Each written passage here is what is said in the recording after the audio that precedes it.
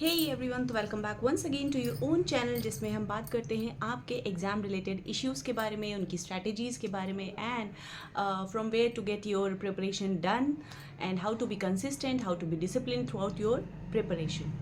तो today's video is going to be all about EMRS। देखिए, EMRS और आपका LT ग्रेड दोनों लाइंड अप हैं एंड मोस्ट प्रोबेबली जो टेंटेटिव डेट थी, आई गेस अभी वो अप्रूवल भी हो गई है। तो जो डेट आई थी दिसंबर की 21, देन वी हैव 14, 15, इन 3 डेट्स के बारे में बात चल रही थी। तो इसी को ध्यान में रखते हुए अगर हम तैयारी करें तो टियर 1 हमारा दिसंबर में हो जाएगा। और मैंने अपने एक लास्ट वाले वीडियो में टियर 1 प्रॉपरली आपसे डिस्कस किया था कि how to prepare and what are the basic areas where you have to focus. मतलब जो बहुत ज़्यादा आपको नंबर्स दिलाएंगे, चाहे वो ICT हो, चाहे पेडागोजी हो। देन वी हैव NEP 2020, है ना, और पेडागोजिकल स्किल्स। फिर आपका आ जाता है reasoning ability. Then we reasoning ability भी अच्छे खासे नंबर की आ रही है, 15 मार्क्स की है। ICT भी 15 मार्क्स की है। तो अकॉर्डिंगली आप उसकी तैयारी करो, है ना। जिस चीज़ पे ज़्यादा मार्क्स आ रहे हैं आपको, तो और प्लस नेगेटिव मार्किंग है, ये बात हमेशा ध्यान में रखना। साथ ही साथ मैंने अभी टेक्स्ट बुक ऐप पे पता नहीं क्या जो मैंने एनरोल कर रखा है, जो ले रखा है, उसमें मॉक टेस्ट अभी EMRS के शो नहीं हो रहे हैं। तो उस केस में क्या करें, मैं ये कहूँगी कि आप अगर ऑफलाइन इसकी बुक कहीं आपको मिल रही है प्रैक्टिस के लिए, तो definitely you may by that. और इसके मॉक टेस्ट ज़रूरी हैं लगाने, क्योंकि एक आइडिया मिल जाता है, क्योंकि पेपर इसका एक ही हुआ है, तो PYQ आप ज़्यादा नहीं अरेंज कर पाओगे। अच्छा, फर्स्ट टीयर के फर्स्ट पार्ट में हमने आपका जो पहले 5 पार्ट थे वो डिस्कस किए थे। जनरल अवेयरनेस आएगी आपकी। Then we have reasoning ability. General awareness शायद 15 मार्क्स की है। उसमें आपका जनरल नॉलेज और करंट अफेयर्स दोनों इंक्लूडेड है। फिर पार्ट 3 आता है आपका नॉलेज ऑफ ICT, जो 15 मार्क्स का है। उसमें आपका कंप्यूटर बेस्ड आपकी जो कॉम्पिटेंसी है वो चेक की जाएगी, चाहे वो एब्रीविएशंस हो, चाहे शॉर्टकट कीज़ हो, Excel, PowerPoint, MS Word, सबके रिगार्डिंग आपकी अलग अलग लैंग्वेजेस पूछी जा सकती हैं। तो ICT के, अगर आपको ICT की तैयारी करनी है तो आई वुड सजेस्ट कि आप अध्ययन मंत्रा पे जो सर हैं वो ICT के लॉन्ग मैराथन लेकर आ रहे हैं, शॉर्ट एंड क्रिस्प। और उसमें क्वेश्चंस जो हैं PYQs भी हैं, प्लस कुछ मतलब जो स्पेसिफिकली इसमें बताए गए हैं इस सिलेबस में, उसके अकॉर्डिंग वो लाते हैं। तो मुझे उनकी क्लास बेटर लगती है। If you think, you may go and watch those videos also. और उसके साथ में आपका आ जाता है टीचिंग एप्टीट्यूड। तो टीचिंग एप्टीट्यूड में आपका nature, how to handle classroom, how to be arrange inclusive classroom, सारी बातें जो होती हैं ना, जो आपने अपने CTET के लिए भी तैयार की होंगी, वो आपकी यहाँ काम आ जाएंगी। और अगर स्पेसिफिकली ना भी आप तैयार करो, तो इसके लिए जो आपने CTET की बुक ली थी उसको एक बार अच्छे से रिवाइज़ कर लो।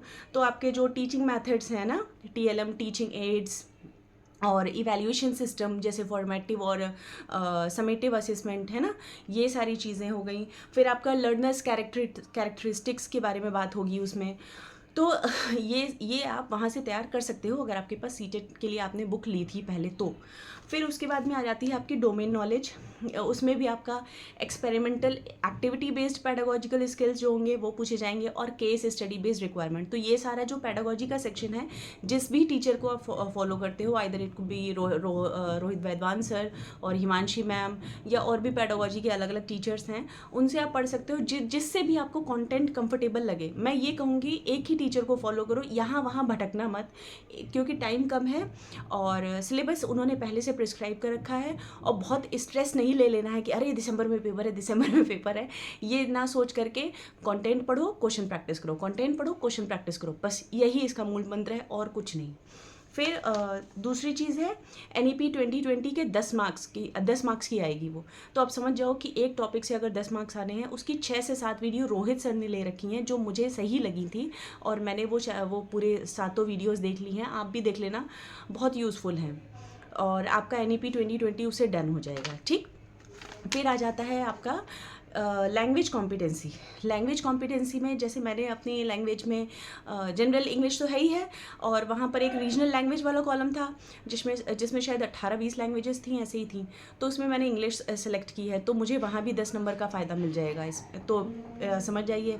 और जनरल हिंदी में आपका संधि, समास, विलोम शब्द, पर्यायवाची शब्द, ये सब आप मानक हिंदी व्याकरण या हिंदी की जो भी आपके पास बुक होगी व्याकरण की, उससे ही प्रैक्टिस कर लेना। अलग अलग हर चीज़ के लिए बुक लेने मत भागा करो। देखो टॉपिक सेम है, बस आपको वही चीज़ घूम घुमा कर हर वही 100-200 संधियाँ हैं, वही 100-200 विलोम है, पर्यायवाची हैं, घूम घुमा करके हर एक कॉम्पिटिटिव एग्जाम में उसी में से आता है। तो 2-300 मुझे लगता है लगभग हर एक बुक में दिया रहता है। आप उसी को रिवाइज कर लो अच्छे से, उसी को अच्छे से याद कर लो। इधर चाहे वो आपका पर्यायवाची हो, विलोम शब्द हो, संधि समास हो। संधि समास में अभी भी बच्चे बहुत कंफ्यूज होते हैं, मैं ही बहुत होती हूँ, मैं दूसरों का क्या ही कहूँ। जैसे समास में मैं कभी कभी अव्ययी भाव और कर्मधारय में कंफ्यूज हो जाती हूँ। तो कुछ वीक पॉइंट्स होते हैं जो प्रैक्टिस मांगते हैं टाइम टू टाइम, तो वो आपको करना ज़रूरी है। और फिर आज आगे आपका वाक्यांशों के लिए एक शब्द जो हम पहले पढ़ते थे अपने स्कूल टाइम में, अनेकार्थी शब्द भी जिनको कहा जाता है।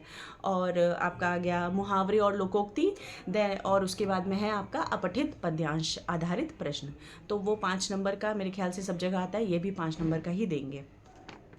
और फिर आपकी रीजनल लैंग्वेज, जैसे मैंने इंग्लिश ऑप्ट की है तो मेरे में इंग्लिश आएगी। आपने जो भी पंजाबी, मराठी, तेलुगु, कन्नड़, हिंदी जो भी ऑप्ट की होगी वो आएगी, ठीक है। जैसे इसमें है हाँ देखो 20 थी, असमीज़, बंगाली, बोडो, डोगरी, इंग्लिश, गारो, गुजराती। अगर अभी तक फॉर्म नहीं फिल किया है तो still you have time, fill कर देना, ठीक है।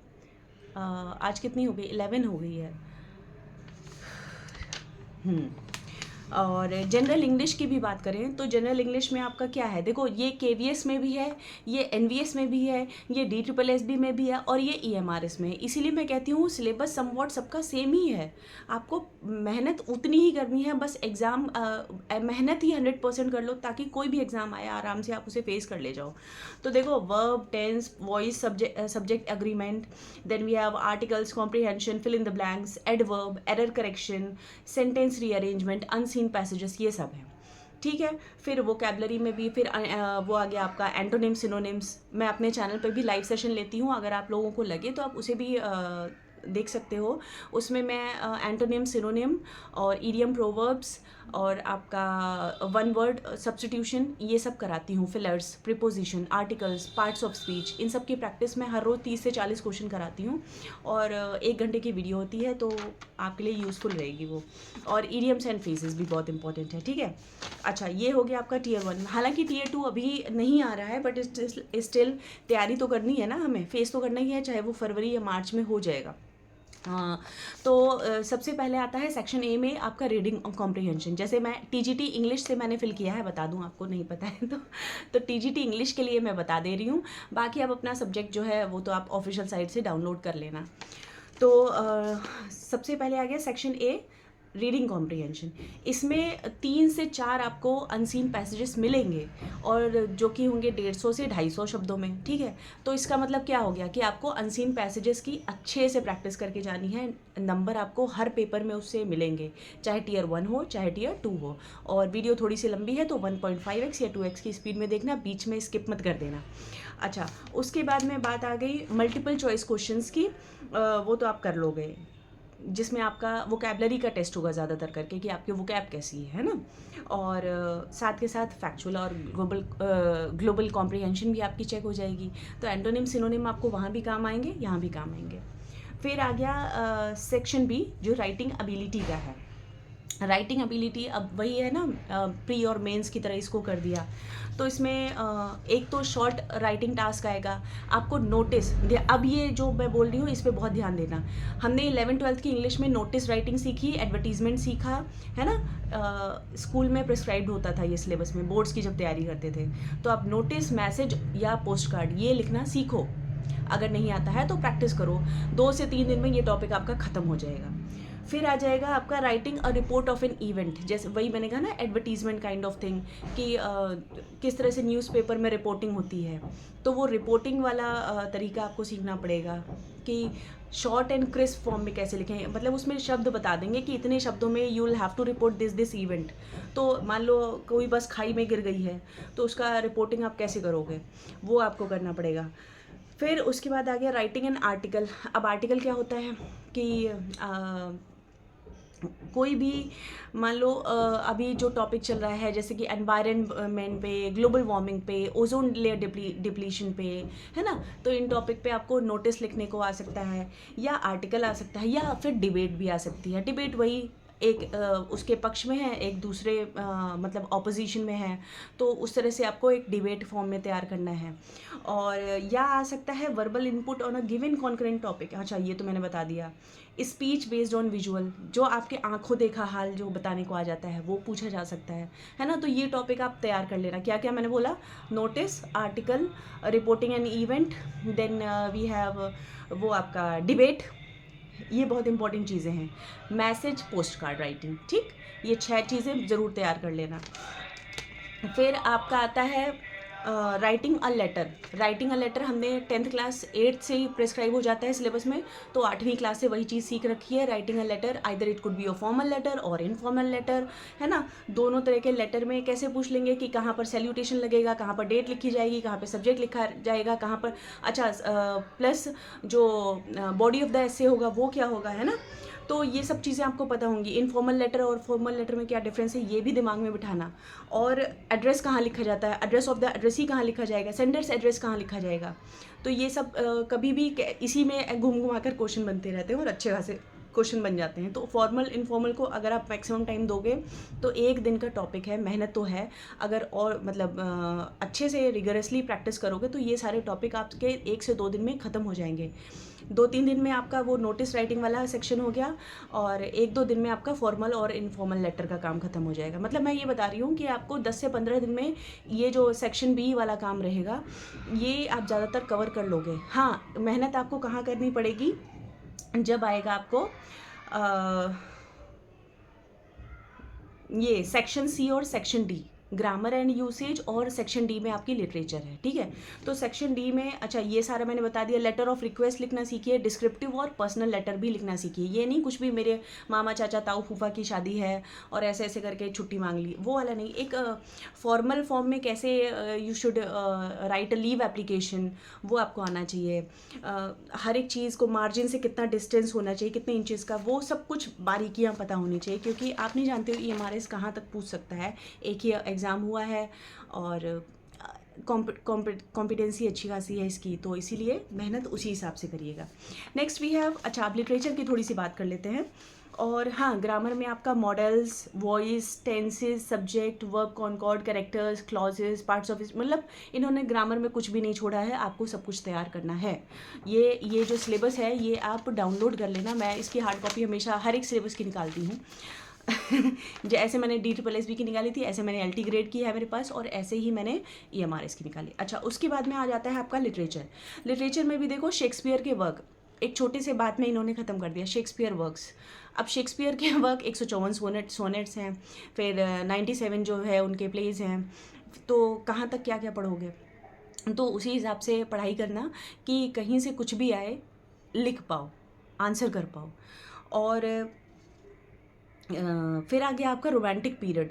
रोमांटिक पीरियड में भी इन्होंने ना ऐसे बोल रखा है कि एग्जाम्पल, मतलब एग्जाम्पल के लिए लिखा है इन्होंने कि शेली, वर्ड्सवर्थ, कीट्स, कोलरिज, बायरन, है ना, रोमांटिक एरा से। लेकिन ऐसा नहीं है, रोमांटिक में जेन ऑस्टन भी बिलोंग करती हैं, तो जेन ऑस्टन का भी वर्क पूछ सकते हैं, है ना।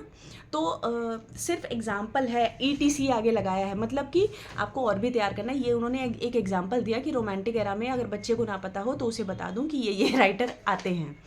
फिर उसके बाद 19th and 20th century American writers. English literature, Robert Frost हमारे इंपॉर्टेंट है। रॉबर्ट फ्रॉस्ट आपके LT ग्रेड में भी हैं। हेमिंगवे इंपॉर्टेंट है, वार पोएट्स में आते हैं, ठीक है। तो हेमिंगवे हो गए, टेड ह्यूग्स, सिल्विया प्लाथ, मियाँ बीवी, हस्बैंड वाइफ। फिर विटमैन, नथानियल हॉथॉर्न हुए, एमिली डिकिंसन हुए, है ना, एमिली डिकिंसन जिनकी पोइट्री उनकी पोस्ट्यूमसली पब्लिश हुई थी, है ना, और उनका राइटिंग स्टाइल स्लैंट राइम में लिखती थी। तो ये सारे तरीके आपको याद करने पड़ेंगे। एमिली डिकिंसन पे DSSB में भी क्वेश्चन आया था। Then we have George Bernard Shaw को याद करिए। Arms and the pen my GB Shaw, if I am not wrong. अच्छा, फिर modern Indian writing in English, Anita Desai हो गई, विक्रम सेठ हो गए, इनको तो रट्टा मारी लो, क्योंकि ये हर जगह आपको मदद करेंगे। निसी मैजिकल का नाइट ऑफ द स्कॉर्पियन हुआ, या KN दारूवाला हुए, रस्किन बॉन्ड हुए, है ना, और RK Narayan, Malgudi days, Mulk Raj Anand, untouchable, coolie, serpent and the rope, आपका आर के नारायण में आ गया। आर के नारायण ने फिर वो उनका था BA और बैचलर इन आर्ट्स वाला, तो मैं उसको ऐसे याद करती हूँ, बैचलर इन आर्ट्स करने के बाद में टीचिंग लाइन, तो वो इंग्लिश टीचर करके जो उनका अगला वर्क था, इस तरह से मुझे सीरीज़ में याद रहता है। आप भी ऐसे कुछ ना कुछ कनेक्टिविटी ढूंढ लिया करो। फिर खुशवंत सिंह पार्टीशन नॉवल बहुत लिखते थे। तो फिर modern writing in English from different part of the world. अब देखो इस एक लाइन में उन्होंने क्या कुछ कह दिया, modern writing in English from different parts of the world, सब कुछ इंक्लूड कर दिया। मतलब कहा कि बच्चा कुछ भी छोड़ो मत, तुम लिटरेचर के एकदम ज्ञानी बन के ही आना पेपर देने। तो ये भी आपको प्रिपेयर करना है। मॉडर्न, अब इसमें पता है क्या, सब कुछ आपको आ गया, सारे कॉन्टिनेंट्स आ गए, तो उस हिसाब से करिएगा। लेकिन अब ये नहीं है कि आप पता चले कि एशिया के, अमेरिका के, अफ्रीका के, सारे यूरोपियन सब कॉन्टिनेंट का सब कुछ पढ़ रहे हो। आप देख लेना नेट के लेवल पे, नेट में कहाँ से डिफरेंट पार्ट के अलग अलग राइटर्स का क्वेश्चन पूछा गया है। अगर आप नेट की तैयारी करते हो ना, तो वो समहाउ कहीं ना कहीं हर जगह हेल्प करती है आपको, तो बहुत सारा आइडिया आपको वहाँ से मिल जाएगा कि आखिर अगर 21st सेंचुरी से या 20th सेंचुरी से कुछ पूछ रहे हैं तो कौन कौन से राइटर ऐसे हैं जिनको बार बार नेट ने पूछा है, वहाँ से आपको आइडिया मिल जाएगा। अच्छा, ये सारा मैंने आपको सिलेबस बता दिया है और इससे आपको बहुत ज़्यादा हेल्प हो जाएगी। अच्छा, जनरल अवेयरनेस में मैंने आपको एक चीज़ गलत बता दी थी कि 15 मार्क्स की आएगी, जनरल अवेयरनेस 10 मार्क्स की आएगी, ठीक है। आपकी रीजनिंग, हाँ 15 मार्क्स की आएगी, रीजनिंग का तो मैंने सही बताया, रीजनिंग 15 मार्क्स की आएगी और ICT भी 15 मार्क्स की है, ठीक। बस आपका जो GA है, जनरल अवेयरनेस और ये करंट अफेयर, दोनों मिलाकर 10 नंबर की आएगी, ठीक। तो उसी हिसाब से तैयारी करना और बाकी मेहनत से पढ़ो। सिलेबस अच्छा खासा है। Tier 1 तो आप निकाल लोगे। अगर मैं ये कहूँगी कि अगर आपने मेहनत की है और शुरुआत से पढ़ाई की है तो Tier 1 बहुत इजी है। और बाकी Tier 2 के लिए भी फोकस्ड रहना। ऐसा नहीं है कि Tier 1 अगर दिसंबर में है और मैं ये कहूँगी डेफिनेटली आप उसकी तैयारी करते रहो, लेकिन साथ के साथ और राइटर्स जैसे लिटरेचर में अच्छा खासा वास्ट सिलेबस है तो वो भी आप तैयार करते रहो, क्योंकि इस होप के साथ सभी पढ़ते हैं ना कि मैं Tier 1 निकाल के मुझे Tier 2 फेस करना ही करना है। अब कई लोग मुझे इसमें भी जो है बुराई मेरी कर सकते हैं कि मैम अभी Tier 1 निकला नहीं है और आप Tier 2 पे फोकस करने को कह रही हो। लेकिन देखिए Tier 1 के लिए तो आपको 1 महीना 1.5 महीना ही मिल रहा है, लेकिन Tier 2 के लिए जो सिलेबस इतना वास्ट है उसके लिए भी आपको बहुत ज़्यादा समय नहीं मिलेगा। और हर कोई जब पढ़ने बैठता है तो यही सोच के पढ़ता है कि मैं Tier 1 निकाल लूँगा। और एक और बात बता दूं, जो सीरियस स्टूडेंट होगा वो इन 1.5 महीनों में नहीं पढ़ रहा होगा, उसने पहले से ही शुरुआत कर दी होगी, है ना। तो इन सारी बातों के साथ आज 17 मिनट की मैंने, वैसे कभी मैं लॉन्ग वीडियो इतनी शूट नहीं करती हूँ, बट स्टिल कई बच्चे कह रहे थे मैम थोड़ा सा लेंथ में आप वीडियो ये इसका सिलेबस इन डीप डिस्कस कर लीजिए, तो that is why I am here today. और बातें अच्छी लगी हों और कोई डाउट हो और कोई क्वेरी हो, then you may put your questions in the comment box, comment section में आप पूछ सकते हो। और चैनल को सब्सक्राइब कर लेना, वीडियो को लाइक कर देना अगर अच्छी लगती हो। और मिलते हैं अगली किसी इसी तरह की यूज़फुल वीडियो में। चल रहा है, take good care of yourself, मस्त रहिए, खुश रहिए, मुस्कुराते रहिए और हाँ पढ़ते रहिए। Bye everyone.